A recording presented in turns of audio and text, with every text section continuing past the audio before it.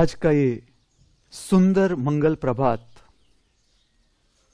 हो सकता है इस पृथ्वी पर, इस मृत्यु लोक पर कई सारे जीव शरीरों की जीवन की यात्रा का अंतिम पड़ाव हो। आज का ये सुंदर मंगल प्रभात ये भी तो हो सकता है इस पृथ्वी पर, इस मृत्यु लोक पर कई सारे जीव शरीरों की जीवन की यात्रा का नया प्रारंभ हो। हम दोनों प्रकार के जीव शरीरों की आगे की कल्याणकारी मंगलमय जीवन यात्रा के लिए हमारी सभी की ओर से इस दिव्य स्थान से, पवित्र स्थान से शुभकामनाएं प्रार्थते हैं।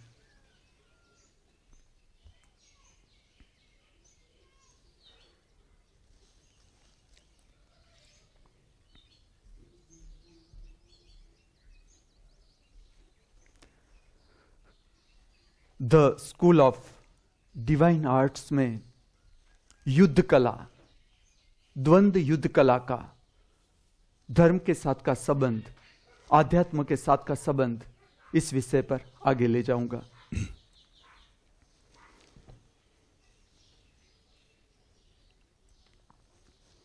हमारे जीवन की शक्ति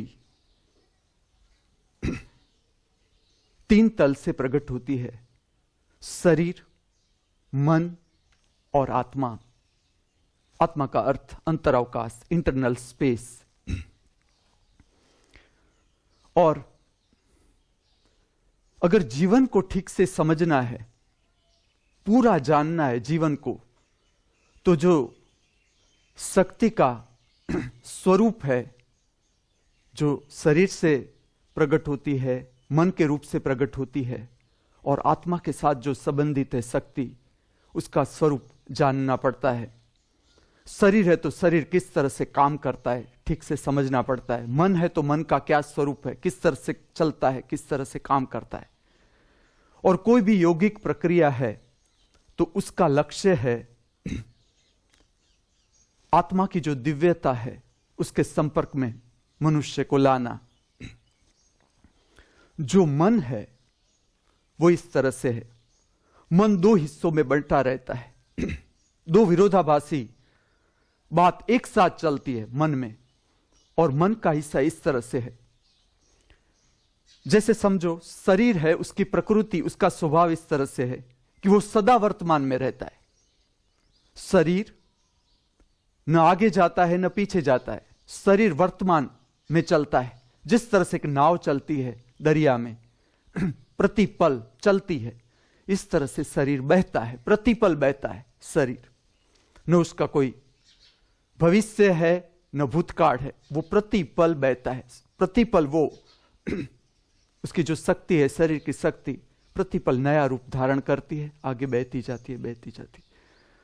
उसी तरह जो आत्मिक शक्ति है, आत्मा जिसे हम कहते हैं, आत्मा का अर्थ है अंतरावकाश, इंटरनल स्पेस। उसकी जो शक्ति है वो भी प्रतिपल स्वरूप धारण करती है। प्रतिपल, मोमेंट टू मोमेंट, समय के साथ साथ, दोनों समय के साथ साथ। शरीर है, उसकी तो नाव ही ऐसे चलती है कि सांस आए और उच्छ्वास बाहर जाए। जो प्रतिपल घटती है शरीर के साथ, या शरीर चलता है, शरीर की जो नाव चलती है दो हलेसों से, वो इस तरह से चलती है। सांस आई, शरीर चला, उच्छ्वास बाहर गई, शरीर को धक्का लगा, सांस आई, शरीर को धक्का लगा, आगे गई नाव, उच्छ्वास आई। इस तरह से हमारी नाव, जीवन की, शरीर की नाव आगे आगे आगे जा रही है संसार सागर में। और उसी तरह आत्मा प्रतिपल मौजूद, प्रतिपल उसकी शक्ति प्रकट होती है, प्रतिपल। अब इन दोनों के बीच जो ब्रिज आ जाता है, पुल आ जाता है, उसे समझो मन। मन दो तरह से, मन की जो शक्ति है वो दो प्रकार से बहती है। पूरा मैकेनिज्म जानना जरूरी है। जब तुम शरीर पर काम करते हो, मन पर काम करते हो, आत्मा पर काम करते हो, तो वो किस तरह से, उसका जो शाब्दिक स्वरूप है, जो शब्दों से समझाया जा सकता है, शरीर के बारे में, मन के बारे में या आत्मा के बारे में, ठीक से समझ लेना जरूरी है। मन है, उसकी शक्ति दो प्रकार से बहती है।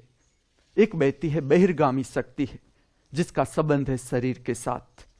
और वो शरीर के जो द्वार है, इंद्रियगत द्वार है, उससे वो बहिर्गामी बाहर की दिशा में संसार की ओर बहती है।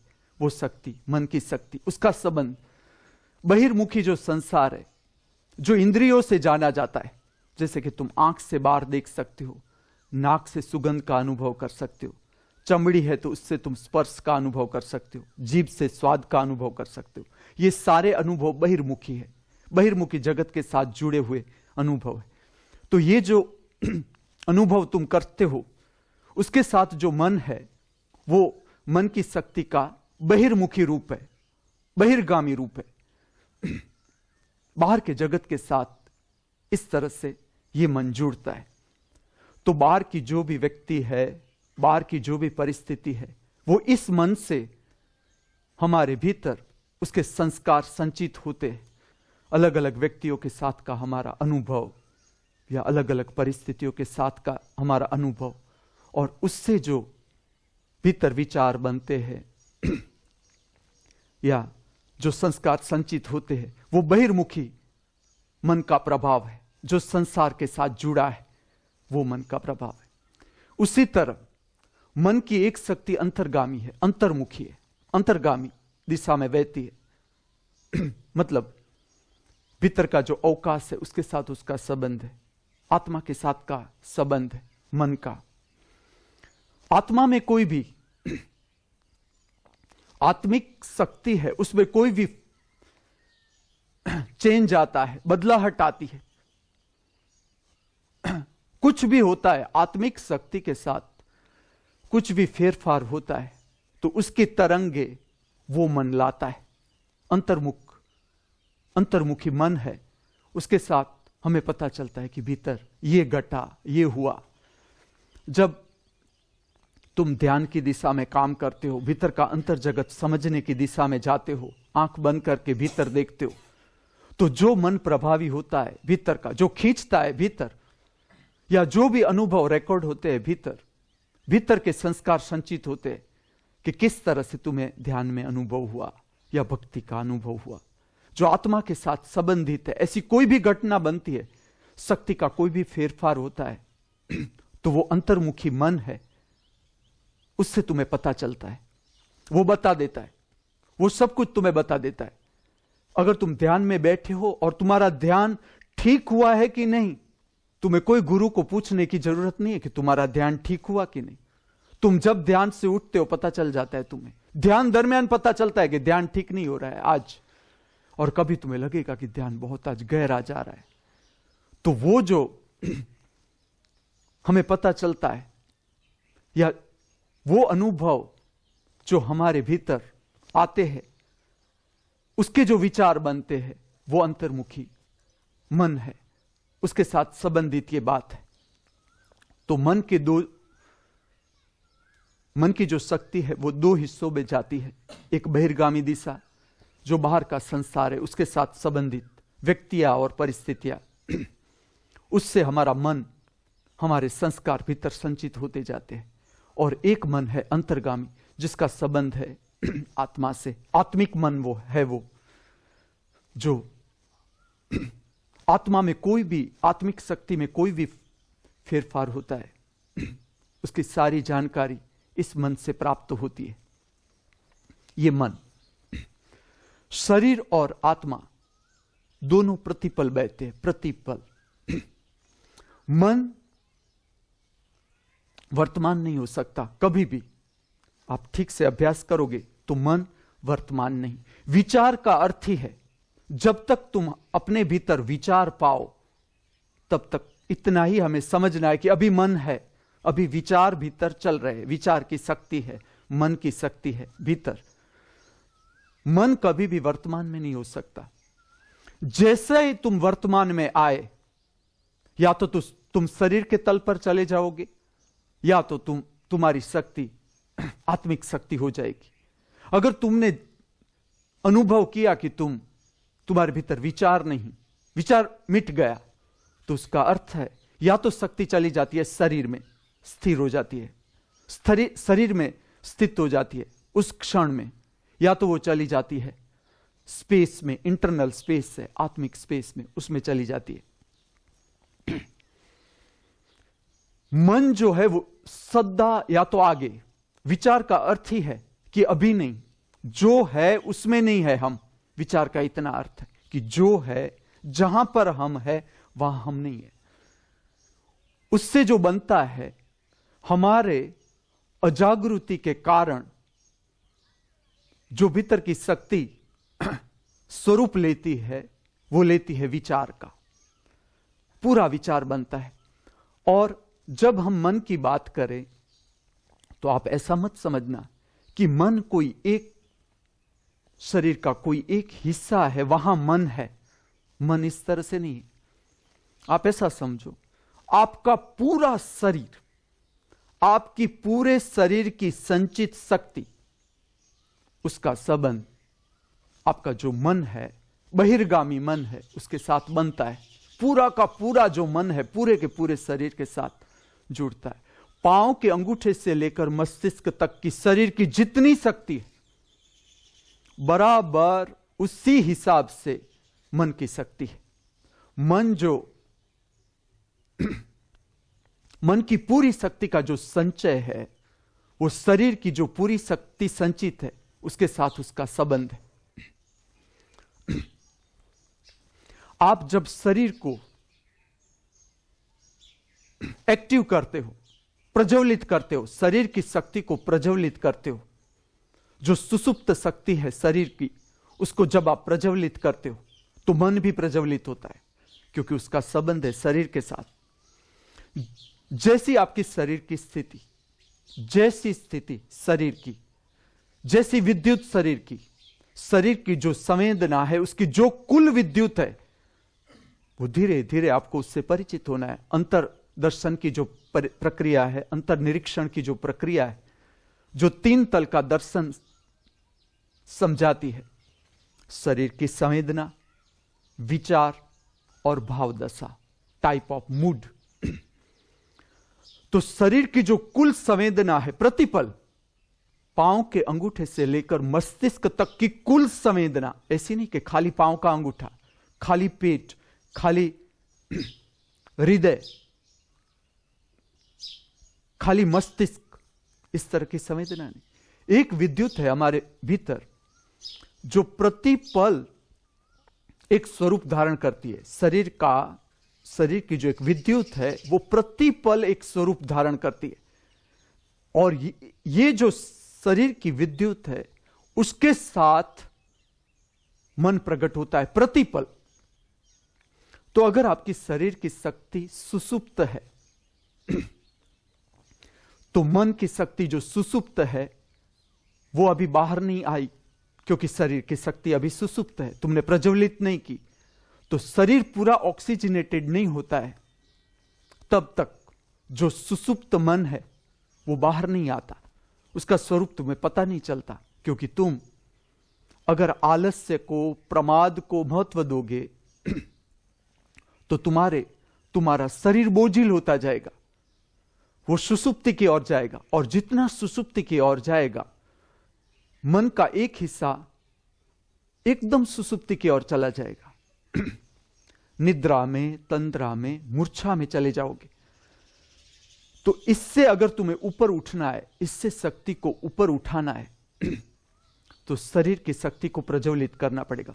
शरीर की शक्ति जैसे ऑक्सीजनेटेड होती है, शरीर जितना ऑक्सीजनेटेड होता है, तो जिस तरह से हम दिए में तेल डालते हैं और दिए की ज्योत लो बढ़ती है, उसी तरह से जैसे तुम शरीर की शक्ति को प्रज्वलित करते हो, उसको पूरा प्राणवायु देते हो, या भीतर की जो सुसुप्ति है, जो विषाक्त द्रव्य है, उसे तुम बाहर फेंक देते हो, तो शरीर, शारीरिक तल पर मैं कहता हूं, शारीरिक तल पर जो शरीर के कोष है, उसमें जगह बनती है, भौतिक जगह बनती है। लेकिन ये भौतिक जगह खाली भौतिक जगह नहीं है। जैसे पूरा प्राणवायु शरीर को मिलता है, तो पूरे के पूरे शरीर के कोष है वो प्रज्वलित हो जाते हैं। ऑक्सीजन के कारण पूरा विषाक्त द्रव्य है शरीर से बाहर निकल जाता है। और ये शरीर की क्षमता के अनुसार होता है कि कितनी शरीर की क्षमता है, उतना तुम विषाक्त द्रव्यों को बाहर फेंकते हो और रोज प्राणवायु को तुम अंदर ले सकते हो फ्रेश, प्रतिपल। बाद में तो तुम्हारा शरीर जितना शुद्ध हो जाता है, तुम प्रतिपल जीवन का एक नया ही अनुभव करते जाते हो, नया ही विधायात्मक अनुभव करते जाते हो। शांति की गहराई बढ़ती जाती है। उसका इतना ही कारण है कि भीतर शुद्धि होती जाती है।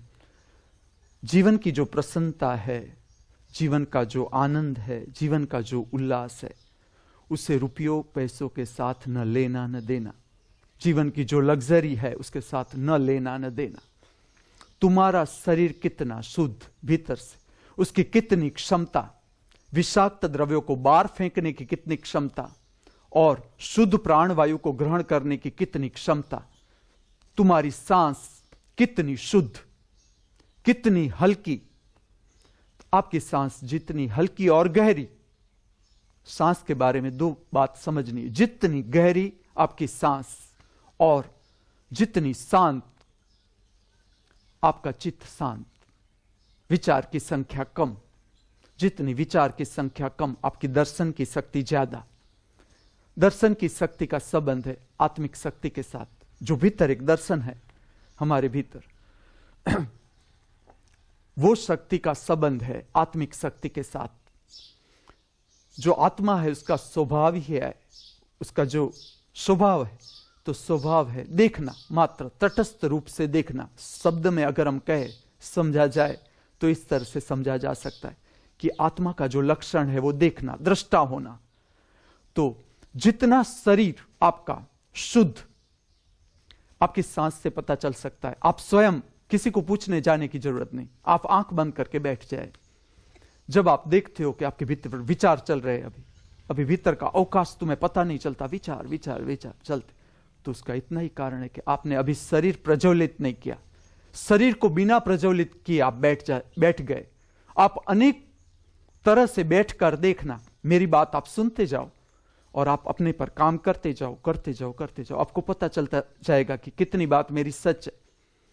कि शरीर को अगर ठीक से प्रज्वलित करोगे पहले, तो शरीर की जो बोझिल शक्ति है वो पूरी की पूरी बाहर फेंक देनी है। जो तुम्हारे भीतर बोझ पैदा कर रही है शरीर, वो बोझिल शक्ति तुम्हारे भीतर रोग पैदा करती है।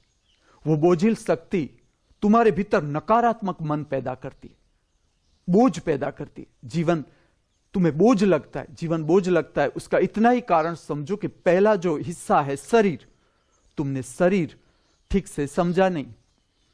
शरीर का एक एक हिस्सा इस तरह से समझो कि जैसे हम एक घर में रहते हैं, तो उस घर में अगर तुम ठीक से सफाई नहीं करोगे, घर का एक कोना भी तुमने छोड़ दिया सफाई करने का, तो जो सफाई करते हैं ठीक से उसे पता होगा कि क्या हो जाता है, कैसे कीड़े मकोड़े हो जाते, माखी मच्छर बढ़ते जाते और अनेक रोग पैदा हो जाते हैं उसके कारण। उसी तरह हमारे शरीर का जो घर है, जो हमें बनाना है मंदिर, ऐसा समझो कि शरीर घर मिल ही गया है, आत्मा को ठहरने के लिए मिल ही गया है घर। आत्मा को प्रकट होने का अवसर आ ही गया। जब तुमने शरीर धारण कर लिया तो आत्मा को प्रकट होने का अवसर मिल गया। अब आत्मिक शक्ति प्रकट कब होती है? जब शरीर हल्का फुल्का, ऑक्सीजनेटेड, पूरा का पूरा शरीर प्रज्वलित। आड़स प्रमाद से देखना है, आपका लेबोरेटरी चेकिंग रोज। आड़स प्रमाद निद्रा रोज देखते जाना है, कितना आड़स, कितना प्रमाद। जितना आड़स और प्रमाद ज्यादा, समझो शरीर अशुद्ध। शरीर अशुद्ध मतलब आपकी सांस भारे भरकम, सांस डीप नहीं जा रही, सांस गहराई नहीं पकड़ रही।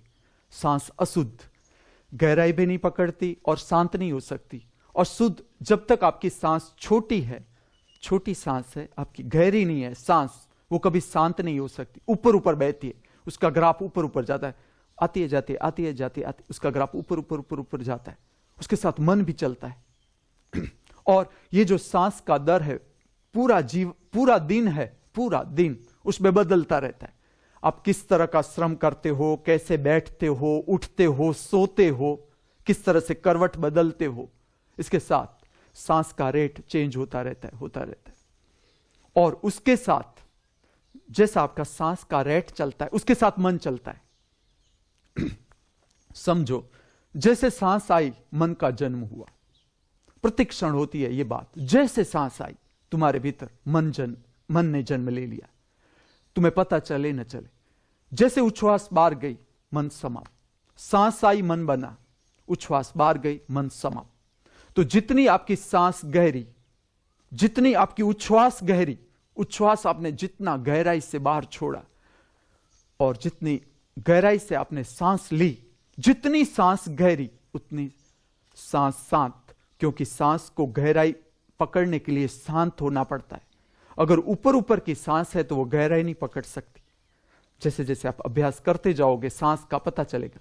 और जितनी सांस की गहराई, वो जितनी गहरी छुएगी शरीर को भीतर से, उतना मन नहीं बन सकता। जो बन सकता है वो दर्शन की शक्ति, आत्मिक शक्ति।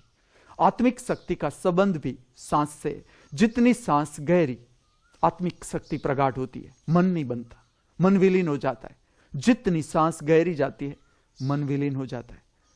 जितनी भी यौगिक प्रक्रिया है इस पृथ्वी पर, जितनी भी यौगिक प्रक्रिया है, शिव से लेकर ओशो तक, आज में जो द्वंद्व युद्ध की प्रक्रिया तुम्हारे सामने प्रकट, कोई भी प्रक्रिया हो, उस प्रक्रिया का अगर मुख्य लक्ष्य है तो इतना ही लक्ष्य है। जहां प्रक्रिया है, जहां सांस उच्छ्वास को ध्यान में लिया गया है, जो प्रक्रिया में सांस उच्छ्वास ध्यान में लिया गया है, उसका विज्ञान इतना ही है कि सांस को किस तरह से गहरी की जाए, हल्की की जाए, गहरी भी की जाए, हल्की भी की जाए।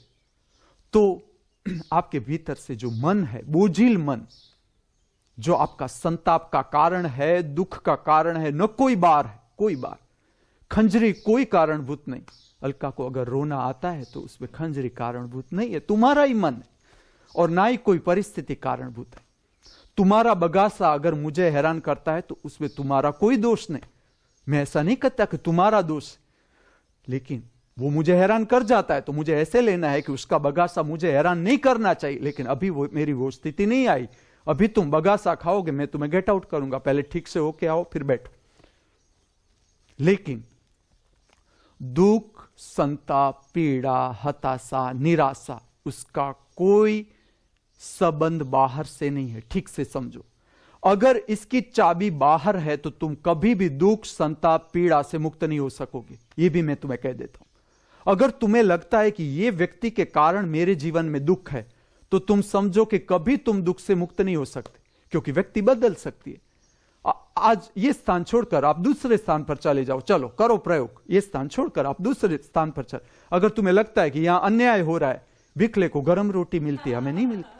खंजरी विखले को देती है, बिहारी को नहीं देती है। रोटी मुझे पता है, ऊपर बैठे बैठे। तो बिहारी को अगर धक्का लगता है तो वो श्री रविशंकर के आश्रम में चला जाए, बाबा स्वामी के आश्रम में चला जाए। देखो इतने आश्रम है भारत में, अभ्यास करो कि कहां अन्याय नहीं है, घूमो आप। मैं तो पूरी यूनिवर्सिटी अन्याय पर, क्योंकि हमारी पूरे बाहर के शिक्षण में यह काम हुआ है कि अन्याय नहीं होना चाहिए। मैं कहता हूं अन्याय होना चाहिए। दुख, पीड़ा, संताप बाहर तुम कहते हो कि यह नहीं होना चाहिए, दुख नहीं होना चाहिए, पीड़ा। तुम मेरे पास फरियाद लेकर आओगे, मैं तुम्हें देख लूंगा कि हां इसमें दुख हो रहा है, तो मैं तुम्हारा दुख और बढ़ा दूंगा। तो तुम्हें जिस परिस्थिति में दुख होता है वो कम लगेगी। जो आज मेरे साथ रहते हैं उसका पता है, उसे सुखद लगता है जीवन अब, उसका और कोई कारण। जिसने मुझे फरियाद की कि ये मुझे ये करता है, वो एक व्यक्ति हैरान करता था, मैं 4 व्यक्ति और रख देता हूं, तो फिर एक खंजरी कुछ नहीं लगती। अभी रंजन आने वाली है, उसका टाइम खत्म हो ही रहा है, वो आएगी। रंजन काफी है, उसमें 4 की भी जरूरत नहीं, एक रंजन ही काफी है सबको ट्रेनिंग देने के लिए। और ऐसे जरूरी है, संघ का उपयोगी है। संघ में रोने धोने में जाना ही मत। संघ का उपयोग करना सीखो कि संघ में किस तरह से काम करना है। ये गाड़ी, ये मशीन किस तरह, खंजरी के साथ अगर तुम, मैं कहता हूं कि स्त्रियों के साथ लॉजिक का उपयोग करना ही मत कभी। तर्क शास्त्र का उपयोग स्त्रियों के साथ नहीं हो सकता। स्त्री गहरी है, स्त्री हमारी जन्मदात्री है, माता है, उसके साथ लॉजिक नहीं चल सकता। वो तुरंत अंदर से पकड़ लेती है कि तर्कशास्त्र रखो एक बाजू, तुम्हारे भीतर क्या है, कॉलर से पकड़ती है कि हाँ तुम्हारे भीतर ये, और इसमें भी खंजरी, उसके साथ तो लॉजिक हो ही नहीं सकता, कभी भी उपयोगी मत करना।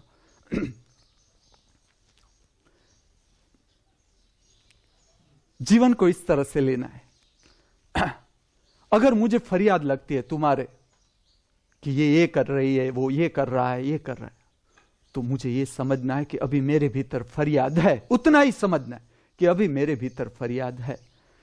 और मैं ठीक से आप समझना, इतना बड़ा संसार, इतने लोग, और प्रतिपल परिस्थितियां बदल जाती है। अभी पानी है, पानी चला गया, माखी मच्छर बढ़ गए। अगर मैं स्वच्छता का आग्रह न रखूं तो माखी मच्छर बढ़ जाएंगे। अब ऐसी परिस्थितियां बदलती रहती है, बदलती रहती है। आप कितनी परिस्थितियों को कंट्रोल करोगे? चलो जरा आप बैठकर सोचना कि आप कितनी परिस्थितियों को कंट्रोल कर सकोगे, कितनी व्यक्तियों को आप समझाने जा सकोगे कि आपको मेरा अच्छा बोलना है, आपको मेरे साथ इस तरह से व्यवहार करना है जैसा मैं चाहता हूं। चलो सब ये तो सब करते। तुम जब धर्म की दिशा समझने निकले हो, क्या समझने निकले हो? तुम एक एक व्यक्तियों के तो संसारी, तुम संसारी क्या करता है कि उसकी अपेक्षा रहती है कि तुम्हें मेरे साथ ऐसा वर्तन करना है। जब मैं बाहर निकलूं, मैं गुरु हूं, तुम्हें मुझे नमस्कार करना है, तुम्हें मेरे पैर छूने हैं, तुम्हें इस तरह से बैठना है, रीढ़ को सीधी करके बैठना है मेरे सामने, बगासा नहीं खाना है। अगर ऐसे मैंने नियम बना लिए, अगर तुम तोड़ने लगोगे तो मेरे पर असर आएगा। धर्म है ही किस लिए? धर्म क्या कला सिखाता है समझना। जो भी मुक्त हुए, जिसने पार कर लिया संसार सागर, तुम जरा देखो वो घटना, जो भी पार करके चले गए, महावीर हो, बुद्ध हो, मीरा हो, जो भी हो, जिसने कहा कि संसार ने देखा कि हां ये पार हो गया, अब इसे कुछ फर्क नहीं पड़ता, कोई व्यक्ति इसके साथ कुछ भी करे, कैसा भी व्यवहार करे, कोई भी परिस्थिति हो, तुम उसे प्रसन्न नहीं पाओगे। क्या कारण? उसका इतना ही कारण कि उसने समझ लिया कि जो फरियाद है वो हमारे भीतर है। व्यक्ति तो खाली आईने का काम करती है, परिस्थिति आईने का काम करती है। इस तरह से जीवन को लेना है। जब तुम साधना करते हो तो जीवन को इस तरह से समझना है कि बाहर की व्यक्ति और परिस्थिति अगर हमारे में कुछ गड़बड़ पैदा कर जाती है तो उसका इतना कारण है कि मेरे भीतर अभी स्पेस नहीं बनी अंदर। अगर तुम मुझे गाली देते हो और मेरे भीतर से गाली आती है, प्रतिकार हो रहा है मेरे भीतर से, तो उसका कारण इतना ही है कि अभी मेरे भीतर स्पेस नहीं बनी। समझो, अगर मैं यहां से बॉल फेंकूं और दीवार इतनी नजदीक है, दीवार प्रतिकार करेगी बॉल को, वो भी जितने जोर से मैं बॉल मारूंगा उतने ही जोर से वो बॉल को फेंकेगी दीवार। अब समझ लो कि स्पेस में मैं बॉल को फेंक रहा हूं, स्पेस खींच जाएगी बॉल की शक्ति को, वो पूरे की पूरी ले लेगी क्योंकि स्पेस है।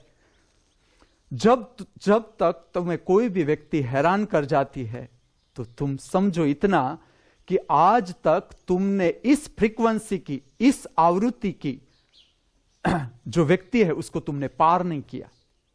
तो ये तो काम है हमारी यूनिवर्सिटी का। जो परिस्थिति तुम्हें तकलीफ करती है, यहां तकलीफ करती, तुम्हें लगता है अन्याय हो रहा है, इसे ज्यादा मिल रहा है, मुझे नहीं मिल रहा है, इस पर गुरुजी ज्यादा ध्यान देते हैं, मुझे नहीं देते, इसको गुरुजी अपना रूम देते हैं साफ करने के लिए, मुझे नहीं देते, इसको अपने साथ रखते, हमें नहीं रखते, इस पर ज्यादा ध्यान देते, इसे फ्लूट सिखाते, हमारे पर ध्यान ही नहीं देते। ऐसी कोई भी परिस्थिति है, कोई भी परिस्थिति, तुम्हें इतना ही समझना है कि भीतर से कितनी फरियाद आ रही है और धर्म में किस तरह से काम करना है। या तो तुम्हें फरियाद को पार करना है, पूरा पार कर जाना है, ऐसी स्थिति पर तुम्हें आ जाना है कि कोई व्यक्ति का वर्तन या परिस्थिति तुम्हें असर ही न करे। ये आदर्श स्थिति है जहां पर हमें पहुंचना है। तपस्या का लक्ष्य क्या है? मैं तुम्हें कहूं क्या लक्ष्य है? चलो, तो लक्ष्य ये कि भीतर की जो स्पेस है, अंतर्मुख स्पेस है, इंटरनल स्पेस, आत्मा की प्राप्ति, चलो स्पेस की प्राप्ति भीतर, वो तुम्हारा लक्ष्य है, वहां पहुंचना है। हमें उस जगह पहुंचना है कि परिस्थिति हमारे भीतर हिला न सके, कुछ भी हिला न सके, हमारा कुछ बिगाड़ न सके। चलो तुम स्पेस का क्या बिगाड़ सकते हो? सोचो जरा, तुम स्पेस को क्या कर सकते हो? तुम स्पेस के साथ कुछ नहीं कर सकते। तुम हार जाओगे, तुम नष्ट हो जाओगे, तुम स्पेस को छू भी नहीं सकते, कुछ नहीं कर सकते तुम स्पेस के साथ। ये तो बाहर की स्पेस के साथ भी कुछ नहीं किया जा सकता, तो वो तो अंदर की बात है कि अंदर की अनंत अनंत अवकाश, और ये दिशा है। जब तुम धर्म में काम करते हो तो तुम्हें यह समझना है, छोटी मोटी बातों में अगर तुम रुक गए कि कौन कढ़ी बार बना रहा है, कौन भिंडे का साग बना रहा है, भिंडा धोता है कि नहीं धोता है, सब ठीक है, लेकिन इसमें अटकना नहीं है। अगर तुम अटक गए तो तुम समझो संसार में और तुम मेरे पास हो, फर्क क्या? यहां तुम्हें अपनी शक्ति अंतर्मुख करने का अवकाश है, ये संसार में नहीं होगा। देखो आप मेरे पास रहो, ठहरो, जब तक आपका जी चले या मैं तुम्हें अलाउड करूं तब तक आप रहो मेरे पास, और आप बाहर जाके देखो कि आपकी शक्ति अंतर्मुख होने का कितना आपको चांस मिलता है। जो यहां तुम शक्ति अंतर्मुख कर सकते हो, हर जगह नहीं कर सकते। तुम यहां जो अपना अभ्यास कर सकते हो अपने व्यक्तित्व का, जितना तटस्थ होकर, उतना तुम बाहर की परिस्थितियों में, संसार में जाकर देखना कि तुम कर सकते हो। हां, अगर तुमने वो शक्ति प्राप्त कर ली कि तो फिर तुम कहीं भी चले जाओ, जगत के कोई भी खुणे में चले जाओ, तुम कोई फर्क नहीं पड़ता तुम्हें, कोई भी व्यक्ति हो, कोई भी परिस्थिति हो, कोई फर्क नहीं पड़ता। अगर तुमने अपनी स्पेस का अनुभव कर लिया, तुमने अपने भीतर स्पेस जान ली, तो कोई फर्क नहीं पड़ता, व्यक्ति परिस्थिति का कोई फर्क नहीं पड़ता। लेकिन पड़ता है तो हमें इतना समझना है कि अभी मन है, अभी विचार की तरंग भीतर चल रही है, और विचार ऐसी चीज है, तुम अगर प्रोत्साहन देना शुरू करोगे, विचार बनते जाएंगे, ऐसे बनते ही जाएंगे, वो कभी रुकेंगे ही नहीं, बनते जाएंगे, और तुम उस पर ध्यान देना बंद कर दोगे, उसे ध्यान ही मत देना, तुम उसके सामने आ जाओ। चलो, कोई व्यक्ति के सामने जब तुम्हारी फरियाद उठती है, हम क्या करते? हम अपने मन को प्रोत्साहित करते कि नहीं, वो ये व्यक्ति ये कर रही है, वो कर रही है, ना, इस तरह से मन के साथ काम नहीं किया जा सकता। या तटस्थ हो जाओ, पूरा देखो, खाली देखो, जो फरियाद करता है मन, तुम रोज इतना पूरा दिन है, पूरा का पूरा दिन, जिसमें सुबह तुम्हें काम में लगना है, सुबह जितना कर्म, जो कर्म है तुम्हारा समूह के साथ का भोजन बनाने की प्रक्रिया, जो भी छोटी मोटी प्रक्रिया है, स्वच्छता की प्रक्रिया, उसमें लगना है। और जब भी समय मिले, रात को, शाम को, जैसे कि आप अभी मेरे सामने बैठे हो, अभी यहां कुछ तुम्हें करना नहीं, खाली मेरे सामने बैठना है, या ऐसी कोई भी प्रक्रिया है यहां की या रात की, जहां पर तुम स्वतंत्र हो, तुम्हें पूरी स्वतंत्रता है, निद्रा पूरी हो गई, और जो समय मिला उसमें मन को ठीक से देख लेना कि मन क्या क्या फरियाद कर रहा है, अभी किस व्यक्ति के लिए, किस परिस्थिति के लिए हमारे भीतर फरियाद जगती है। तो इतना ही समझना है कि अभी मन है, विचार चल रहा है, अभी विचार चल रहा है भीतर, किसी के लिए अगर फरियाद उठती है तो अभी विचार है, अभी उससे ऊपर नहीं उठे। तो पूरा का पूरा जो जीवन का सिलेबस है, जिसे मैं विश्वविद्यालय के रूप में आपके सामने प्रकट कर रहा हूं, क्योंकि अब अगर इस पृथ्वी पर जो शिक्षण की आवश्यकता मैं देखता हूं तो वो जीवन का शिक्षण, क्योंकि सब कुछ हमारे पास है। अब हमारे पास ये समझ नहीं है कि इतना जो धन है पृथ्वी पर, वो उससे तो मेरा क्या, हर एक जीव का कल्याण हो सकता है। इतना धन है, इतनी चीज वस्तुएं है हमारे पास, जो जीवन की समझ है वो हमारे पास नहीं, कि किस तरह से जीवन को जीना है, एक एक दिन जो हमें मिला है उसका क्या उपयोग करना है। हमारा जो जीवन है वो इस तरह का है, जो भूल कल की थी, जो खंजरी के साथ कल झगड़ा हुआ था, आज भी वही झगड़ा होगा। अगर मैं तुम्हें थोड़ा और प्रोत्साहित करूं, तुम्हारी बात को मैं जरा प्रोत्साहित करूं, तुम कल वही झगड़ा करो, और तुम्हारा जीवन वही बात, छोटी छोटी बातों में जिसका कोई मूल्य नहीं, उसमें तुम्हारा जीवन पूरा। तो तुम्हें ध्यान देना है कि अभी तुम्हारे भीतर कितना मन चल रहा है, और ये जो मन है, ये जो विचार है, इसके आगे किस तरह से यात्रा की जा सके, ये जो भाव है, बोझिल भाव है, नकारात्मक भाव है, इससे आगे किस तरह से यात्रा की जा सके, ये समझना है। द्वंद्व युद्ध की जो 4 प्रक्रिया है, पहली 4 प्रक्रिया, इसके जो मुख्य केंद्र है, एक है हृदय। हृदय ऐसी वैसी चीज नहीं है, समझना। और जो मैं कहता हूं कि भाव शरीर है, एक सूक्ष्म शरीर है भीतर का, जिसे तुम एस्ट्रल बॉडी ऐसा नाम भी सुना होगा तुमने, या सूक्ष्म शरीर ऐसा भी नाम सुना होगा। जिस तरह से बाहर का फिजिकल शरीर है, भौतिक शरीर है, ये इसी तरह से भीतर का एक शरीर है, भाव शरीर, मूड जिसे तुम कहते हो, अलग अलग भाव बनते हैं। इसका केंद्र तुम्हारा हृदय। अब जितना, जैसे तुम्हारा शरीर स्वस्थ, जितना तुम्हारा शरीर स्वस्थ, लचीला, एक्टिव, प्रज्वलित, उतना मन शून्य। तुम अपना मन तुम तुम्हारे शरीर से तय कर सकते हो, दोनों का दर्शन करो। और अगर मन है तो समझो कि अभी शरीर को और प्रज्वलित करना है, शरीर के आग को प्रज्वलित करना है, अभी सुसुप्ति है शरीर में, जितनी सुसुप्ति उतना मन, तो उसको प्रगाढ़ करना है। लेकिन इसके साथ कोई जल्दबाजी से काम नहीं चलेगा। ये पूरा धीरे धीरे धीरे समझना होगा कि शरीर किस तरह से काम कर रहा है, क्योंकि instrument, body, beautiful most instrument on the world. शरीर के जितना सुंदर साधन आप कहीं नहीं देखोगे।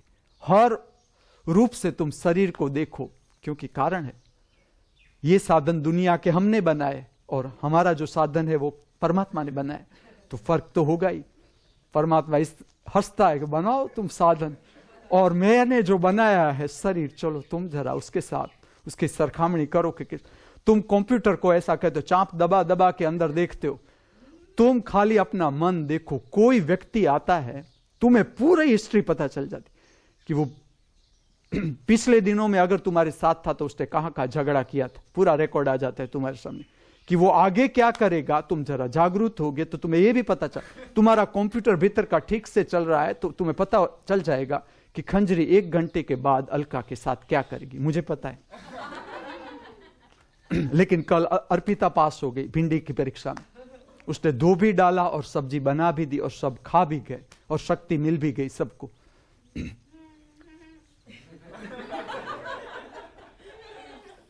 तो भीतर का कंप्यूटर, तुम बाहर के साधन देखते जाओ और तुम शरीर को समझते जाओ, तब तुम्हें पता चलेगा कि हमारे पास कितना बड़ा इंस्ट्रूमेंट है और उसका उपयोग कुछ भी नहीं।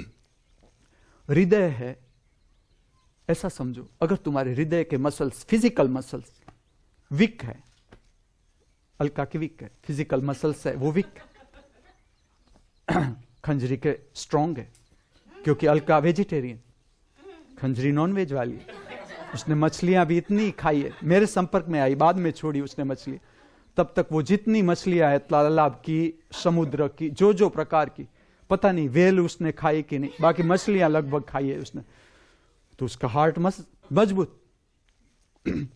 मुझे समझाना है कि तुम्हारा अगर फिजिकल हार्ट, जो यहां मैं नॉनवेज को प्रोत्साहित नहीं कर रहा हूं, उसको नॉनवेज के साथ न लेना न देना, जो तुम्हारे हार्ट का मसल्स है, उसका जो फिजिकल रूप है, अगर वो फिजिकली भी जो स्ट्रांग है, अगर तुम्हारा हार्ट, तो मैं कहता हूं कि तुम्हारे भाव भी स्ट्रांग होंगे।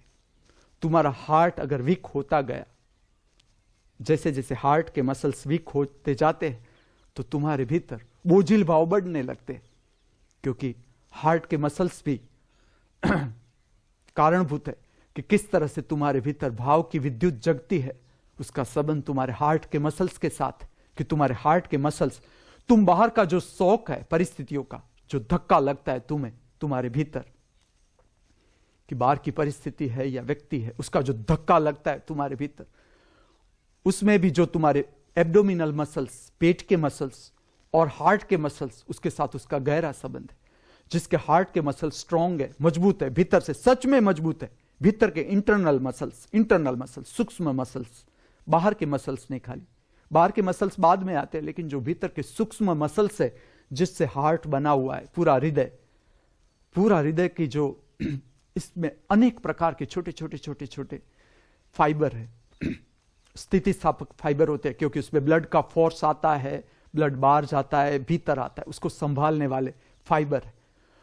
वो सूक्ष्म जो फाइबर है वो कितने स्ट्रांग है, जितने स्ट्रांग आपको बाहर का जो शॉक आता है, धक्का लगता है, आपको बाहर पचाने की क्षमता ज्यादा होगी उस व्यक्ति की।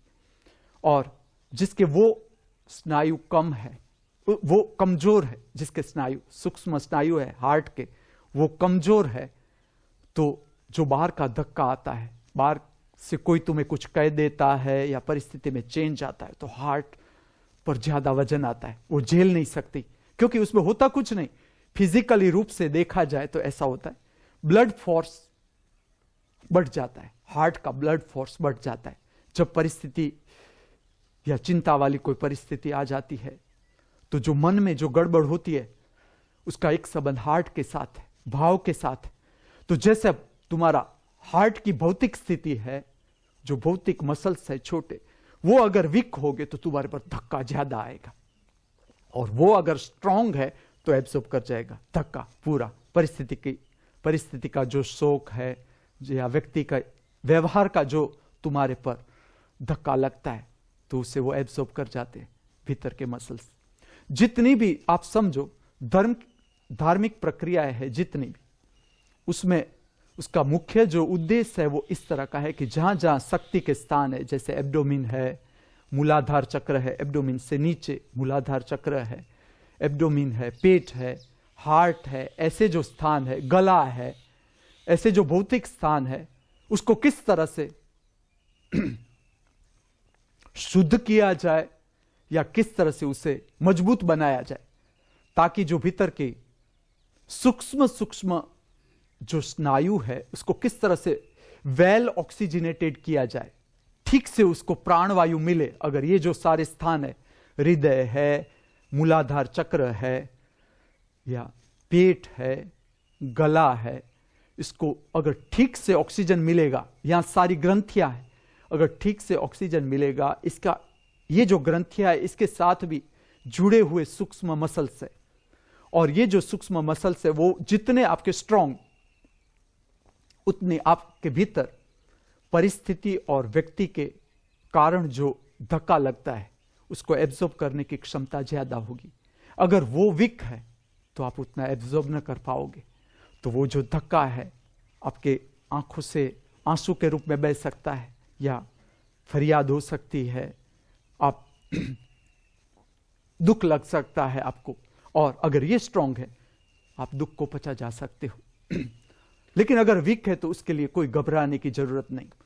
तुम खाली समझना शुरू करो, मैकेनिज्म है कि मन किस तरह से काम करता है, शरीर है किस तरह से काम करता है, और धीरे धीरे देखो कि आत्मिक शक्ति कैसी चीज है, क्योंकि आत्मा का अर्थ है स्पेस, और स्पेस सबकी है। ऐसा नहीं कि मेरे पास स्पेस है और तुम्हारे पास नहीं है, ऐसा नहीं। हाँ, तुमने विचारों का सामान ज्यादा रखा है तो स्पेस थोड़ी कम होगी तुम्हारे पास, मैंने विचार छोड़ दिए तो स्पेस थोड़ी ज्यादा होगी। इतना ही फर्क पड़ता है, बाकी कोई फर्क नहीं पड़ता। लेकिन भौतिक रूप से भी देखा जाए तो ये जो सारे स्थान है उसकी कितनी क्षमता है, भौतिक रूप से, शारीरिक रूप से तुम कितने स्ट्रांग हो, उसके ऊपर भी आधार रहता है। तो पहली द्वंद्व युद्ध का पहला जो भाग है, जिसमें हृदय के स्नायु, फिर जो रीढ़, मुख्य हिस्सा रीढ़, जिसके साथ पूरा का पूरा शरीर का चेता तंत्र जुड़ा हुआ, पूरा का पूरा चेता तंत्र, भाव शरीर, पूरा का पूरा आपका मूड, टाइप ऑफ मूड जो चलता है, उसका केंद्र तुम्हारा हृदय। तो ये हृदय है, रीढ़ है, फिर पैर इसलिए मैं महत्व दे रहा हूं क्योंकि मैंने नृत्य में भी देखा कि नृत्य धर्म के साथ जुड़ता है, जो धार्मिक दृष्टिकोण है और नृत्य कला को आध्यात्म में श्रेष्ठ कला माना गया, उसका इतना ही कारण है कि उसमें जितने शक्ति स्थान है, जितने भीतर के शक्ति स्थान है, वो प्रज्वलित करने का एक सरल विधि है नृत्य प्रज्वलित करने की। तो मैंने देखा कि द्वंद्व युद्ध में उसी तरह से होता है। मैंने दोनों में उतना ही काम किया, द्वंद्व युद्ध में भी उतना, युद्ध की जो कला है, मार्शल आर्ट की जो कला है और नृत्य की जो कला है, दोनों में मैंने काम किया। अब तुम्हारे पर जाता है कि तुम्हारा रस क्या है।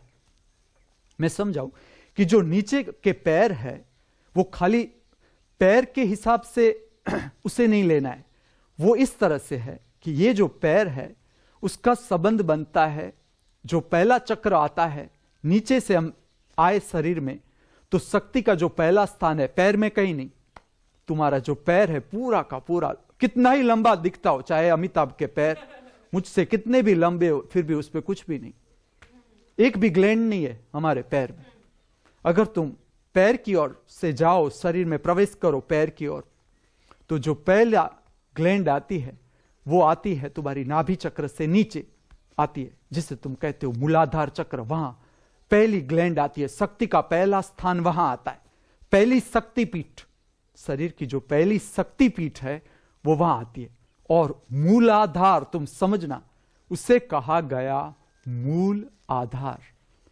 और मैं तुम्हें इतने तक कहूं कि जो गणपति की आकृति को जो इतना महत्व दिया गया है, उसका एक कारण है कि उसकी जो एक विद्युत है, मूलाधार चक्र की एक विद्युत है, वो अगर ठीक से अरेंज की जाए तो वो गणपति की आकृति जैसी लगती है। इसलिए गणपति की आकृति को इतना महत्व दिया गया बाहर, और उसे मूलाधार चक्र के साथ जोड़ा गया, उस आकृति को मूलाधार चक्र के साथ जोड़ा गया। लेकिन जो पैर का महत्व है नृत्य में भी, चाहे आप कथक लो तो उसमें थिरकन है, भरतनाट्यम लो या कुचिपुड़ी लो तो उसमें स्टेप वर्क है, पैर को पछाड़ना है जमीन पर। ये जो सारी प्रक्रियाएं है उसका इतना ही कारण है कि मूलाधार की जो सुसुप्त शक्ति है भीतर, उसे जगानी है, क्योंकि वो पहला शक्ति स्थान है। मूल आधार, तुम समझो उसका नाम ही मूल आधार, और काम ही वो ऐसा करता है कि शक्ति जहां भी संचय आता है, शक्ति जहां ज्यादा हो गई शरीर में, तो उसके पूरा बैलेंस मूलाधार संभालता है कि चलो एक्स्ट्रा एनर्जी हो गई तो वो मूलाधार में संभलती है। हमारे भीतर जो मलमूत्र है, जो शरीर के लिए जरूरी नहीं, उसे बाहर फेंक देता है। स्वरूप है, पुरुष का स्वरूप है, स्त्री का स्वरूप है, जो संसार की यात्रा चलती है पुरुष और स्त्री के माध्यम से, उसके मिलन के साथ, उसकी जो मुख्य शक्ति है वो मूलाधार से जुड़ी। अगर हम नृत्य ले और उसका जो स्टेप वर्क है, तो उसका इतना ही कारण है कि जो मूलाधार मुख्य आधार है उसमें सुसुप्त शक्ति सबसे ज्यादा है, क्योंकि उसमें शक्ति है। आगे भी मैं बात करता जाऊंगा। तो ऐसा ही काम, उसी तरह का काम प्रज्वलित करना, मूलाधार चक्र की शक्ति को प्रज्वलित करना, इसमें पैर का बहुत हिस्सा है। आपके पैर थिरकते हैं, दौड़ते हैं, जंप लगाते हैं, उसका सबसे ज्यादा शौक आता है, उससे सबसे ज्यादा प्रभावित क्षेत्र होता है तो वो मूलाधार चक्र होता है आपका। आपने अगर अभ्यास किया हो तो ये हो सकता है कि समझ लो कि आप बैठे रहे, आपके भीतर काम वासना के विचार बढ़ सकते हैं। उसके कारण, उसका इतना ही कारण है कि आपकी मूलाधार चक्र है, उसके ऊपर वेट आ रहा है, बर्डन आ रहा है, उसे पूरा ऑक्सीजन नहीं मिलता है, तो उसके कारण काम वासना जग सकती है। क्योंकि भीतर जो शक्ति पैदा होती है उसे बाहर निकलने के लिए मार्ग चाहिए, या तो वो शक्ति ऊपर की ओर चली जाती है, त्रिनेत्र की ओर चली जाती है। अगर आपकी रीढ़ ठीक है, ऊपर के क्षेत्र खुले हुए हैं, तो वो शक्ति ऊपर चली जाती है। अगर नहीं जा सकती तो वो आपके भीतर काम वासना जगाती है। अगर अब आप स्पोर्ट्स में इंटरेस्ट लेने लगो, आपने देखा होगा, जिसने भी ये काम किया होगा, कि स्पोर्ट्स में इंटरेस्ट लेने लगो, या आप नृत्य में चले जाओ, या जो व्यायाम है शरीर का ठीक से करो, काम वासना की इच्छा उतनी नहीं होगी। उसका इतना कारण कि पूरा ऑक्सीजनेटेड हो गया, बॉडी ऑक्सीजनेटेड हो गया, उसे उसकी शक्ति को रचनात्मक मार्ग मिल गया, तो वो खुल गई शक्ति, उसे बाहर स्वरूप मिल गया, निकल गई वो शक्ति। लेकिन अगर वो रही तो वो काम वासना होगी। काम वासना का अर्थ है कि शक्ति को बाहर निकलने का और मार्ग नहीं मिल रहा, ऊपर से नहीं निकल सकती शक्ति, क्योंकि ऊपर के क्षेत्र बंद है आपके। जब भी आपके भीतर काम वासना उठे, आप अभ्यास करें कि ऊपर नहीं जा रही है शक्ति, ऊपर नहीं उठ रही है, वो रीढ़ से ऊपर होनी चाहिए, तो ऊपर के क्षेत्र बंद है अभी, तो या तो उसे बाहर फेंक देनी है, या उसका और कोई भी उससे मार्ग न मिला तो वो काम वासना की इच्छा आपके भीतर पैदा करेगा। तो मैंने देखा कि नृत्य का जो फुटवर्क है, जो धर्म का रहस्य, धर्म के साथ जुड़ा हुआ नृत्य है, उसका जो रहस्य है, उसमें जो फुटवर्क है, स्टेप वर्क है, तो उसका कारण है मूलाधार की शक्ति को,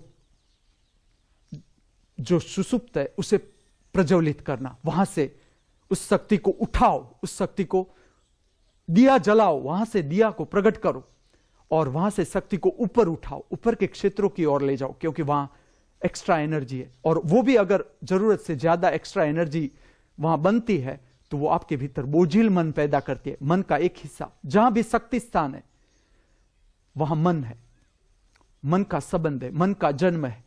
तो मन का एक संबंध है मूलाधार चक्र से। तो पैर का जो वर्क है, फिर आप स्पोर्ट्स में जो दौड़ लगाते हो, जंप लगाते हो, जो भी करते हो, जहां पैर का वर्क है, तो पैर का वर्क का संबंध है मूलाधार चक्र के साथ। तो पहले जो द्वंद्व युद्ध की 4 मुख्य प्रक्रिया है, उसके केंद्र अगर हम देखें तो इतने केंद्र हैं। एक तो है हार्ट, एक है रीढ़, एक है एब्डोमिन पेट, एक है सहस्त्रार चक्र, एक है गर्दन का भाग, और एक जहां पर जोर पैर पर आता है तो तुम समझो कि वहां मूलाधार चक्र की जो शक्ति है, सुसुप्त शक्ति, उसे जगाने की बात है। यह पहली 4 प्रक्रिया जो है द्वंद्व युद्ध की, उसका विज्ञान यह है कि इतने जो शक्ति स्थान है उसको किस तरह से, अगर ठीक किस तरह से अलग अलग रूप में भी ठीक से प्रज्वलित किया जा सके। अब जो 5वीं प्रक्रिया है, 5वीं और 6ठी प्रक्रिया, इसका विज्ञान समझ ले। 5वीं प्रक्रिया इस तरह की है कि जिसमें 2 प्रतिस्पर्धी है, जैसे कि मैं और मेरा प्रतिस्पर्धी है द्वंद्व युद्ध में। द्वंद्व का अर्थ ही है 2, मन को समझना है। द्वंद्व युद्ध जो प्रक्रिया है वो मन को समझने की प्रक्रिया है। अगर मेरा प्रतिस्पर्धी है तो 5वीं प्रक्रिया ऐसी है कि मुझे मेरे 2 जो हाथ है और उसके 2 पंजे है, हम दोनों को ऊपर के, जब हम प्रारंभ कर रहे हैं प्रक्रिया का, तो दोनों के 2 पंजे ऊपर आएंगे, ऊपर। मैं मेरा शरीर का पूरा फोर्स उसके शरीर पर लगाऊंगा, प्रतिस्पर्धी के शरीर पर लगाऊंगा, उसे पीछे की ओर ले जाने की ट्राई करूंगा, उसके शरीर की दिशा में ले जाने की कोशिश करूंगा, और वो मुझे मेरे शरीर की दिशा में ले जाने की कोशिश करेगा। यह 5वीं प्रक्रिया है। 5वीं प्रक्रिया का विज्ञान यह है कि यह जो प्रक्रिया है, पूरी 5वीं जो प्रक्रिया है, उसका पूरा प्रभाव है तुम्हारा पूरा बैक बॉडी, पूरा पीछे का जो शरीर है उसका मसल्स, पीछे का पूरा शरीर। क्योंकि जब तुम आगे फोर्स लगाते हो तो अगर ठीक से भीतर देखो तो उसका पूरा फोर्स है, पूरा फोर्स पांव के अंगूठे से लेकर मस्तिष्क तक, पीछे का बैक उसके ऊपर आता है पूरा। और ये जो सारे शक्ति स्थान मैंने आपको दिखाए, कहता रहूंगा, ये शक्ति स्थान अलग अलग प्रज्वलित हो तो भी उसका कोई अर्थ नहीं रहता। शक्ति स्थान जब प्रज्वलित होता है, शक्ति प्रज्वलित होती है अलग अलग स्थानों पर, जब शक्ति प्रज्वलित होती है हमारे इस शरीर में, तो स्वस्थ शरीर और स्वस्थ शरीर की शक्ति कब जगती है? जब जिस स्थान को प्रज्वलित होना है उतना ही होना है, उससे ज्यादा नहीं, उससे कम भी नहीं। जितना वोल्टेज है उसका उतना उसे प्रज्वलित होना है, और जितनी हमारी क्षमता है उसे प्रज्वलित करना है। और खाली उस स्थानों को प्रज्वलित नहीं करना है, उसके साथ सिंक्रोनाइजेशन चाहिए। जैसे कि शाम को गलू अपनी ओर से बजाता है, चकला कुछ अपना गाता है, उज्जवल कुछ अपना गाता है, और मैं तो गुरु किसी को मानू ही नहीं, मैं कुछ अपना गाता हूं। तो अगर आप ठीक से देखना कि हमारे चारों के बीच प्रक्रिया ही ऐसी है, धर्म के साथ जुड़ती है, तो मैं थोड़ा गलू को बुलाता हूं दोपहर में कि तुम आ जाओ थोड़ी प्रैक्टिस कर ले, ताकि फकीरा को ऐसा लगे कि वाह गुरु का कंठ अच्छा, थोड़ी प्रैक्टिस करके आए। जरा भी प्रैक्टिस नहीं, क्योंकि फकीरा अब तेवा गया कि हाँ गुरु ऐसे ही होते। लेकिन इसका जो मेन मैं समझा ये रहा हूं कि सिंक्रोनाइजेशन, जो शक्ति पीठ है हमारे भीतर, अलग अलग शक्ति पीठ, ऐसा नहीं कि भीतर हृदय है वो एब्डोमिन से बोले ही नहीं, या एब्डोमिन है वो गले की ओर देखे ही नहीं कि मैं क्यों दिखूं, मैं मुख्य केंद्र हूं, गला थोड़ा केंद्र है। मेरे भीतर से आवाज आती है, ओमकार मेरे भीतर से आता है, गला तो खाली प्रकट करता है। ऐसा नहीं होना चाहिए। ये स्थान ही देखो तुम, अगर अलका और खंजरी के बीच झगड़ा होता रहा तो उसका असर सबसे पहले आएगा तो हेमंत ट्रस्टी।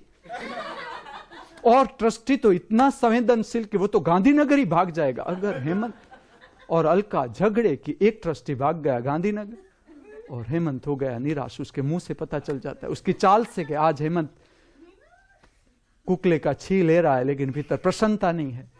और जब अलका और खंजरी का ठीक से बनता है तो पूरा का पूरा जो विश्वविद्यालय का वातावरण है अर्पिता को आल्प्रोक्स छोड़ने में इजी रहेगा अगर अलका और तो जहां हम रहते हैं, ऐसा नहीं खाली हमारे और सरदार के बीच भी कितना अच्छा संबंध है, या हमारे और दिदिया वालों के बीच भी कितना अच्छा संबंध है, कितना सिंक्रोनाइजेशन है, इतना विकास होगा हमारा नटराजपुरम का। और अगर वो नहीं हो सका तो टाइम फिश दोनों के लिए तैयार रहना है। लेकिन मैं समझा ये रहा हूं कि हम जहां जाए वहां इस तरह से जीना है हमें कि हम कारणभूत न हो, हमें तो बस मस्ती को बांटना ही है। हमें जीवन, हमारा भविष्य ऐसा चाहिए नहीं लटका मुंह हो, मुंह लंबा हो, चाहिए नहीं, मुंह लंबा नहीं होना है मुंह ऐसे होना है जिस तरह से मोटूराम का मुंह है, इस तरह से। हाँ, बिहारी को भी मोटूराम को देखते ही रहना है। जब मोटूराम कहीं बैठी हो तो बिहारी को उसके आगे बैठ जाना है। जब वैसे तो वो पास में बैठता है, मोटूराम के पास में बैठता है, मैं कहता हूं सामने बैठो तो थोड़ा अंतर कम करो, सामने बैठकर मोटूराम का चेहरा देखो तो तुम्हारा चेहरा भी ऐसा हंसने लगेगा। जो मेन बात है वो है सिंक्रोनाइजेशन, कि हमारे बीच कैसा भीतर से सुसंवादितता है। गुरु और उसका संग, उसके बीच सुसंवादितता न होगी तो गुरु को जल्दी से अपना सिंहासन और स्थान छोड़ देना पड़ेगा, क्योंकि वो फेल है। मैं मुख्य केंद्र हूं तुम्हारा, और अगर मैं तुम्हारे बीच प्रेम का सेतु न बना सका तो मेरा अर्थ क्या?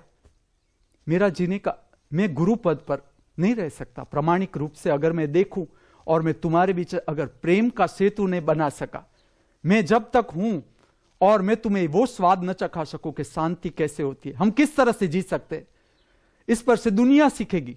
जहां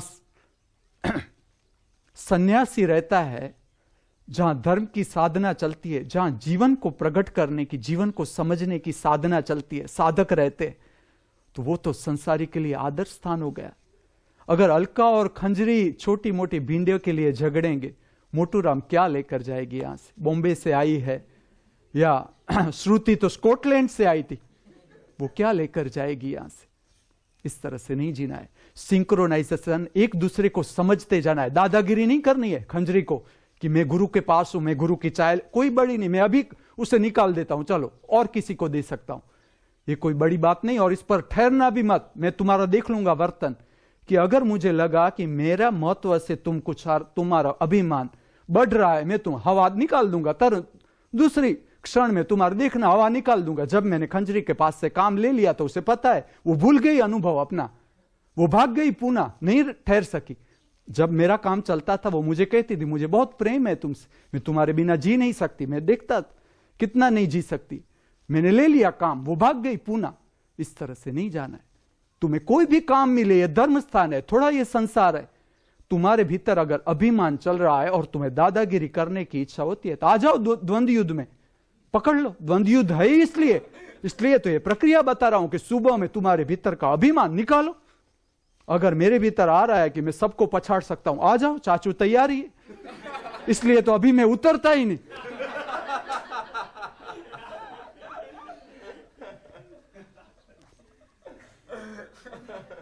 बस अब ये ठीक होने लगा कि गुरु का दर्शन ऐसे नहीं कि तुम्हारे जीवन में मुश्किल आए तब गुरु के दर्शन के लिए। मुश्किल आती ही इसलिए है कि गुरु का दर्शन, गुरु बनाया और दर्शन करने के लिए न गया, तो परिस्थितियां देखती है कि कौन कौन ऐसे है शिष्य जो गुरु के दर्शन के लिए नहीं जा रहे, उस पर चलो हावी हो जाओ। तो मैं था द्वंद्व युद्ध में। द्वंद्व युद्ध है इसलिए कि भीतर का अगर अभिमान है, हां इसमें चका अपवाद है, वो नहीं निकल सकता। तुम कुछ भी करो, मैंने वो देख लिया। क्यों? उसका फिर मुझे कारण मिला कि जगत का जो अहंकार का सोर्स है वो ही चका है, तो वो नहीं निकल सकता। लेकिन जब तुम्हें लगे कि तुम्हारे भीतर अहंकार आ रहा है, अरे अहंकार निकालने की मैं तुम्हें प्रक्रिया दिखाता हूं। अगर तुम्हें अहंकार ही करना है कि मैं कुछ हूं, आ जाओ, द्वंद्व युद्ध के लिए हम बुलाते हैं, चलो। एक बार तुम द्वंद्व युद्ध की प्रक्रिया में ठीक से उतरो, कितना अहंकार रहता है तुम्हारे भीतर। तो इस तरह से मैं ऐसा नहीं कहता खाली अहंकार, सारे के सारे भाव चले जाएंगे। तुम जरा पंजा लड़ाओ, बराबर पंजा से सामने के प्रतिस्पर्धी को उसकी ओर लेते जाओ, ये प्रक्रिया इसलिए मैं समझा रहा हूं कि इसके कारण ये जो प्रक्रिया है, पांचवी प्रक्रिया, जिस पे पंजा ऊपर लेकर प्रक्रिया करनी है, ये प्रक्रिया में जितने भी शक्ति स्थान है, उसकी अगर एनर्जी कहां कम है कहां ज्यादा है तो भी आपका शरीर इम्बैलेंस हो जाएगा। समझना ये बात। आपके भीतर जितने भी शक्ति स्थान है, आपके भीतर कोई भी रोग है, उसका कारण है कि आपके भीतर के जो शक्ति स्थान है वो ठीक से जो एक दूसरे के साथ सिंक्रोनाइजेशन चाहिए, एक दूसरे के साथ एक मिलाप चाहिए, एक सुमेल चाहिए, वो नहीं है। ये पूरा शरीर एक ऑर्गेनाइजेशन है, पूरा का पूरा जो शरीर है। जब हम एडमिनिस्ट्रेशन पर आएंगे, उसके रहस्यों पर आएंगे, तब तुम्हें बताऊंगा कि वो कहां से आया। एडमिनिस्ट्रेशन का जो आइडिया है आया कहां से। वैसे तो जगत के सारे आइडिया आए हैं, वो शरीर में से प्रकट हुए। इसलिए जिसने जाना उसने कहा अहम, मैं स्वयं ब्रह्म हूं, मैं स्वयं सत्य हूं। जिसने जाना उसने जाना, आई एम द वर्ल्ड। तो ये जो आपके भीतर कुछ भी गड़बड़ होती है, जब कुछ भी गड़बड़ है, समझ लो कि आपको अच्छा नहीं लग रहा, उसका इतना अर्थ है कि आपके जितने शक्ति स्थान है उसके भीतर सुमेल नहीं हो रहा है। शक्तियों के बीच एक स्थान दूसरे स्थान से उसकी शक्ति के साथ उसका मित्रता नहीं बन रही है, कुछ गड़बड़ है। तो जो पांचवी प्रक्रिया है वो इस तरह की प्रक्रिया है कि जिसमें आप दो पंजों से जब लड़ते हो, आप जितने भी शक्ति स्थान है, मूलाधार चक्र से लेकर खोपड़ी तक, सारे प्रभावित होते हैं। सारे बैक के सारे मसल्स इससे प्रभावित होते हैं, सारे। वो जनरली क्या होता है कि हमारा जैसे उम्र बढ़ती है, ये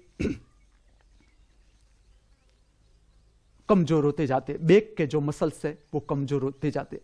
ऐसा समझो कि जितने ऑर्गन है, हार्ट है तो हार्ट का बैक का मसल्स है, वो आपकी जो सामान्य प्रक्रिया है उसमें बैक के मसल्स ठीक नहीं होते, मैंने करके देखा सब। तो जो बैक के मसल्स है, जो भी ऑर्गन है, पीछे के जितने भी ऑर्गन के साथ जुड़े हुए बैक के मसल्स, पीठ के मसल्स है, उसको पांव के अंगूठे से लेकर मस्तिष्क तक के जितने बैक के मसल्स, उसको प्रज्वलित करने की प्रक्रिया पांचवी प्रक्रिया है। और जितनी भी शक्ति स्थान है, उस शक्ति स्थान के भीतर मित्रता पैदा करने की प्रक्रिया है कि जहां शक्ति ठीक से एक दूसरे के साथ, और हर एक शक्ति स्थान का अपना रूप है और अपना एक काम है भीतर, हर एक का अपना अपना भी काम है, और हर एक के साथ उसका मित्रता भी होनी चाहिए, अपना स्वतंत्र काम भी है, और वो दोनों के मिलाप से भी कुछ काम होता है। वो अगर ठीक से वो प्रक्रिया न की जाए तो तुम्हारे शक्ति स्थान से जो व्यायाम है, जो खाली शारीरिक व्यायाम है, इसमें और यौगिक व्यायाम में क्या फर्क हो जाता है वो मैं तुम्हें कहूं। जो शारीरिक व्यायाम होता है उसमें ऐसा सिंक्रोनाइजेशन नहीं हो सकता भीतर से शक्ति के केंद्रों का। जो यौगिक व्यायाम है उसमें तुम्हारे भीतर जितने शक्ति स्थान प्रज्वलित होते हैं, जिसकी शक्ति तुम्हें जो विज्ञान समझना है यौगिक, जब भी तुम योग को ध्यान में लेकर कोई भी प्रक्रिया का अभ्यास करो तब यह देखना है कि भीतर के शक्ति स्थानों की शक्ति कितनी तरह से सिंक्रोनाइजेशन किया जाता है, उसका सुमेल किया जा सकता है। तो इसका संबंध बनता है पांचवी प्रक्रिया के साथ।